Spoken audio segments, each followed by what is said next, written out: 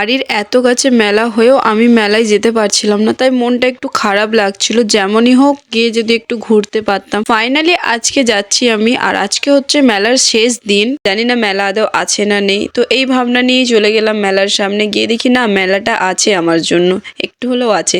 তো যাই হোক, অনেক দোকানই আছে, যেগুলো হচ্ছে একটা দোকান ছিল আর ওদিকে হচ্ছিল প্রোগ্রাম। আর আমি আমার সোনুকে নিয়ে চলে যাই মেলাতে। তারপরে গিয়ে চারপাশটা একটু ঘুরে নিলাম। আর এই যে দেখতে পাচ্ছ, সবাই মিলে চলে আসলাম মেলা দেখতে। আর আসার পর এই যে আমার বোন এগুলো দেখেছে, তারপরে এই হেয়ার ব্যান্ডগুলো নেওয়ার জন্য বায়না করছিল। তো ওকে আমি বললাম, তুই একবার পরে তোর শখটা মিটিয়ে আবার রেখে দে, কারণ এগুলো বাড়িতে অলরেডি অনেকগুলো রয়ে গেছে, তো বারবার কিনে কি হবে তাই। আর এইদিকে ছিল অনেক রকমের জুয়েলারি, যেগুলো দেখতে অনেক সুন্দর লাগছিল। আর তারপরে আমরা সেখান থেকে চলে যাই প্রোগ্রাম দেখতে।